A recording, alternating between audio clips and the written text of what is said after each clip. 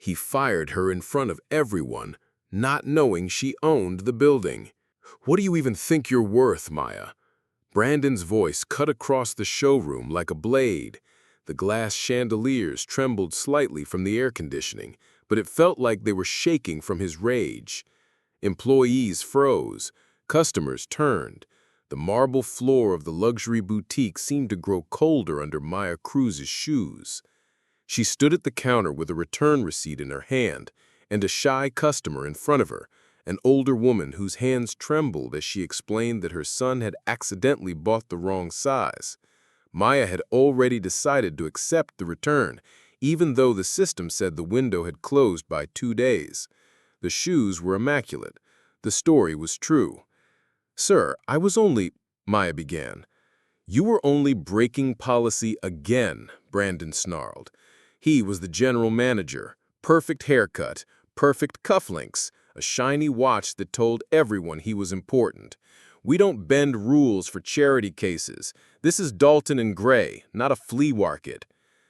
The customer took a step back, cheeks flushed. "I can come another time," she snapped without even looking at her. "We'll ship the exchange, free, tomorrow." Then he faced Maya, eyes filled with disdain. "You don't get to make decisions. You barely belong on this floor." Tina, a sales associate with glossy lips, tried to hide her smirk. 2 interns whispered near the belts. Someone in a navy suit raised a phone, not quite recording, but very ready to. Maya's voice stayed calm. "The return is within reason, Mr. Pierce, and our brand promise says Our brand promise is profit. You want to save the world? Join a church choir. Here, you follow orders." He glanced at the receipt, then at her name tag. Maya Cruz, final warning. Maya swallowed. She had worked double shifts to keep her grandmother's medication paid for. She took the bus at 5 a.m., brought packed rice and beans in a reused container, and washed the break room coffee cups even when nobody else did. She had no rich family, no safety net, just grit and a quiet belief that dignity didn't require a balance sheet. The older customer tried to speak again. "Please, I didn't mean to cause trouble." "It's no trouble, ma'am. You did nothing wrong." Maya slid the new size across the counter. "You can try them at home. If they're not right, I'll help you again." Brandon's face reddened. "Office, now!" The office door closed with a soft click that sounded like a trap snapping shut. Brandon didn't sit. He enjoyed standing over people. "Your numbers were decent last quarter because you prey on sympathy. That's not salesmanship. That's manipulation." "I treat customers like people. They remember that. They come back." He leaned closer. Maya could smell cologne and arrogance. "Listen, poor girl," he said softly, cruelly. "This is the luxury business. The only language it speaks is money. If you won't learn it, I'll find someone who will." Maya's jaw tightened. "Then you should know the other language luxury speaks is respect. Your most loyal customers spend because they feel seen." A pulse ticked in Brandon's temple. "You want to play wise? Fine, you're done." He opened the door with theatrical force. "Everyone," he called, voice booming, "this is what happens when staff break policy and undermine leadership." The showroom fell silent. He looked at Maya like she was dust. "Maya Cruz, by my authority as general manager, you're terminated. Turn in your badge, security will escort you out." A few gasps, one half-hidden smile. Maya felt the heat rise in her face, but her eyes stayed clear. She unclipped the badge with steady fingers, placed it in his open palm, and said, "Thank you for the opportunity." Then she turned to the older customer who stood trembling near the door. "Your exchange is settled," Maya said softly. "Don't worry." Brandon waved to the guard. "Escort her." As Maya walked the length of the boutique, she passed the mirrored wall. In the reflection, she saw a small woman in a simple blouse, hair pinned back, shoulders straight. Humiliated, yes, Broken? No. At the exit, she paused, not to plead, not to fight, but to look up, through the double-heighted glass at the name that crowned the tower in stainless steel letters. Riverside Plaza. She breathed once. Calm in, fire out. Goodbye, she said to no one and everyone, and stepped into the afternoon sun. Outside, the wind lifted her hair like a gentle hand. Across the street, a black sedan idled. A woman in a navy skirt suit leaned against it, arms folded, an envelope in hand. "About time," she said, pushing off the door. "I told you he wouldn't last a week without showing the world who he is." Maya managed a small smile. "Hello, Miss Whittemore." Eleanor Whittemore, building counsel, calm eyes, razor mind, held up the envelope. "Probate closed this morning. Signatures are in. Congratulations, Miss Cruz." She lowered her voice. "You now own 51% of Riverside Plaza." Maya glanced back at the glass tower, the boutiques, the offices, the marble lobby where Brandon liked to strut. "Ready?" Eleanor asked. Maya nodded once. "Let's go home." Home was the 32nd floor, the side with the long view of the river, the jasmine plant on the balcony, and an office that still smelled faintly of her late grandfather's aftershave. People thought Maya came from nowhere. That wasn't quite true. She came from a janitor's closet and a ledger. Her grandfather, Maya Cruz, had started as a maintenance worker when Riverside Plaza was only steel and dust. He stayed 60 years, sweeping floors, fixing leaks, listening more than he spoke. When the original developer fell ill, he asked Tomas to watch the building like a friend watches a friend's child. He did. He saved every extra peso, every dollar, and quietly bought pieces, tiny, then tiny no more. It wasn't flashy, it was patient. He put the building into a trust for the grandchild with the steady eyes. Maya had been the one following him with a flashlight when she was 5, handing him screws, counting steps on the service stairs, learning how buildings breathe. After he died, the trust had been locked in probate. Until today. Eleanor placed the thick envelope on the desk. "Here's the deed transfer, the trust dissolution, new corporate papers. Your voting power is clear. Your seat as chair is immediate. We can notify tenants by morning." "Not yet," Maya said. She traced the grain of the desk with her finger. "First, I want an audit. Quiet. Lease compliance, staff complaints, late rent, unauthorized renovations, safety." Eleanor arched her brow, looking at Dalton and Gray. "And others," Maya said. "But yes, start with them." She walked to the window. Far below, delivery vans moved like white beetles. People rushed, laughed, argued, carried coffee cups, not noticing the sky. She remembered the way Brandon's voice had echoed, the way the interns had stared, the way the older customer had flinched like a scolded child. "I'm not here to crush anyone. I'm here to set things right." Eleanor's smile was small and approving. "Your grandfather would be proud." They worked until the sun leaned gold against the water. The audit, though quick, revealed what Maya suspected. Dalton and Gray had been late on rent twice in 6 months, used an unapproved contractor to drill anchor bolts into a load-bearing column, a huge no, and logged 3 internal complaints about Brandon's demeaning public tirades. HR had closed each complaint as coaching complete. "Pattern of behavior," Eleanor murmured, flipping the pages. "Lease violations plus hostile environment. Plenty to act on." "Add one more," Maya said quietly. "Tonight." Eleanor glanced up. "Witnessed by staff and customers. Good. We'll include sworn statements from anyone willing." Maya thought of Tina's shiny smirk. "Some will tell the truth if they don't feel alone. I'll give them cover." Her phone buzzed with a text from Lola, her grandmother. "Did you eat?" Maya smiled. "Soon, Lola. Promise." Then she looked at the clock. "He'll be bragging at the cafe across the atrium right now." "How do you know?" Eleanor asked. "Because every night he orders an espresso he doesn't finish. He just wants to be seen." They rode the private elevator down. The atrium was a cathedral of light. White stone, dark wood, a piano nobody dared touch. Brandon sat exactly where Maya predicted, his back to the window, laughing too loudly with a small circle. Tina among them, a pair of sales guys, a nervous assistant manager who wished he were invisible. Maya didn't walk to him yet. She walked to the concierge desk. "Ms. Cruz?" The concierge breathed, straightening, as if he'd seen a star. He knew. Tomas had told him when Maya was 14, "One day, this building will listen when she speaks."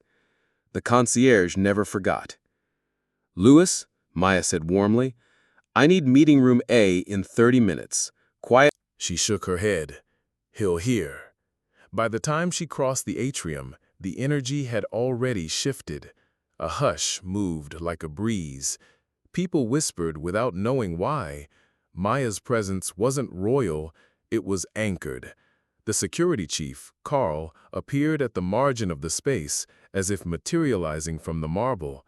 He didn't salute, he simply inclined his head. "Miss Cruz," he said, "we're with you." Maya stopped at Brandon's table. He looked up, lazy amusement sliding into annoyance. "What, you forget to cry when you left? We can schedule a do-over." Tina giggled. Maya met Brandon's eyes. "Good evening, Mr. Pierce. There's a tenant meeting in 30 minutes. You'll want to be there." He squinted, then smirked. "Cute, you don't work here anymore." "Correct," Maya said. "I work upstairs." "Housekeeping?" He said it loud enough for the next table to hear. "Figures." Tina giggled again. One of the sales guys shifted, uncomfortable. The nervous assistant manager stared at the table, wishing it would swallow him whole. Maya didn't flinch. "Bring your regional director," she said, "and your lease." Brandon's laugh faltered. "Who do you think you are?" "Someone who knows which column your contractor drilled last week and how late your rent was in March and May." He blinked. Maya left him blinking. When the meeting room filled, it filled fast. Tenants from the floor, jewelry, a law office, a dental practice, took seats. A few boutique employees slipped in, tension sitting on their shoulders like bags of sand. Brandon arrived last, with a red-faced regional director, Mr. Keene, who wore panic like a new suit. Eleanor stood at the front with a laptop. "Thank you for coming on short notice. I'm Eleanor Whitmore, counsel to Riverside Plaza. Today there was an incident on the retail floor that highlighted broader concerns. Before we proceed, allow me to introduce." She stepped aside. Maya took the floor. "Maya Cruz," she said simply, "Chair of Riverside Plaza." The audience inhaled. Brandon actually laughed, a scraping sound. "Chair? Of a chair, maybe." Eleanor clicked the screen. Documents filled the wall. Trust papers, transfer of deed, corporate resolutions, signatures stamped and sealed. Silence. Maya folded her hands. "We will be doing things differently here." She didn't shout. She didn't gloat. She simply told the truth. Tenants sat straighter. A few employees exhaled like they hadn't done so all day. "As to Dalton and Gray, we have recorded lease violations and multiple reports of hostile environment. Effective immediately, we are placing the store on probation pending a full compliance review. Additional conditions: training for leadership, a monitored HR process for complaints, and restitution to any employee harmed by retaliatory actions, including the one today." "You can't," Brandon fondled his tongue. Eleanor raised a hand. "We can. Clause 12.3, Health and Safety. Clause 14.7, Behavior that damages the building's brand." Mr. Keene tugged at his tie. "Let's discuss privately, Miss Cruz. No need to—" "It happened publicly. We will fix it publicly." She looked at the employees from the boutique. "If anyone wants to speak, you can. If not, write it down. You will be protected." Tina stared at her lap. The nervous assistant manager's hand shook when he stood. I filed 2 complaints," he said, eyes on his shoes. "HR said they coached him, but nothing changed. We're scared of him." A law firm partner cleared her throat. "For what it's we've witnessed scenes. It reflects badly on the building." Maya nodded. "Thank you." Brandon slammed a palm on the table. "This is a circus." Carl moved a fraction closer to the wall. Maya held Brandon's gaze. "No, this is a building remembering its spine." The letter was 3 pages. It didn't shout. It simply set conditions with dates, the way a metronome sets time. Eleanor placed it on the table in front of Brandon and Mr. Keene. "Probationary compliance agreement. Sign and we proceed. Refuse and we begin termination per clause 18.2. That's the eviction clause." Brandon's mouth twisted. "You can't dare." Maya's face was calm. "Don't test a woman who's been poor. You can't bankrupt someone who learned how to build from silence." A ripple moved through the room, equal parts shock and admiration. Mr. Keene reached for a pen with trembling fingers. "We'll sign. We apologize for any distress." Brandon knocked the pen aside. "We don't apologize to staff. We don't bend to janitor blood." For a heartbeat, everything stopped. The hum of the air, the rustle of paper, breath itself. Carl had already moved. He didn't need permission. He didn't touch Brandon. He simply placed a hand on the back of the man's chair and leaned down until he felt the weight of consequence. Maya stepped closer, voice low and steady. "Say janitor like it's an insult one more time, and you'll learn who built the stairs under your shoes." He opened his mouth, closed it. Mr. Keene signed. "Thank you," Maya said. She gathered the signature page and handed copies to Eleanor. "Effective today, I am reinstating all benefits to any worker penalized without cause. HR will reopen closed files. Training starts tomorrow." She turned to leave, then stopped. "Oh, and Brandon." He lifted his chin. "What?" "You're suspended during review. You may clear your desk. Security will escort you." The words were a mirror. He recognized them. The color drained from his face. The boutique employees didn't cheer. They didn't clap. But the room felt like someone had opened a window in August. After the meeting, tenants lingered to introduce themselves properly to their new chair. A dentist thanked her for fixing a recurring leak nobody took seriously. The law firm partner handed over a card. The concierge whispered, "Welcome back, Miss Cruz," like a blessing. Maya walked into the atrium. The piano sat in its pool of light. Her grandfather used to tap it gently with his knuckles before his rounds, as if to say, "Keep the song." Eleanor joined her and said, "There's one more thing," she said, eyes thoughtful. "A call came during the meeting from the holding company that owns Dalton and Gray. They want to schedule a board session with you." "Why me?" Maya asked. "Because your grandfather also owned a quiet stake in the holding company. Small then, not small now. Dividends rolled into a trust you didn't know about. With Riverside's transfer, voting rights consolidated. When you suspended Brandon, someone upstairs looked at the cap table and realized you're not just the landlady." Maya's breath hitched. "What am I?" Eleanor's mouth curved. "Their second largest shareholder." The atrium tilted. Not dizzy, but different. The kind of different that rearranges maps. Across the marble, Brandon burst from the boutique with a box in his arms and fury in his eyes. 2 guards fell into step. He spotted Maya by the piano and strode over. "You think you've won? You think this building makes you a queen? Dalton and Gray will crush you. We'll pull out. We'll take every tenant we influence. You'll beg." Maya didn't move. If you pull out, you pull out. But before you go, you'll pay all back rent, repair the column you drilled, and sign a public statement apologizing to every person you humiliated. If you can't, we'll see you in court." He laughed, wild with the last fumes of his power. "Court? I have lawyers who work for a board that has already scheduled a session with me. We'll see which side your lawyers prefer when the room changes." For the first time, fear flickered in his gaze. He backed away, then bumped into a woman entering the atrium. Silver bob, pearls, cool eyes. Eleanor nodded. "Miss Whitmore."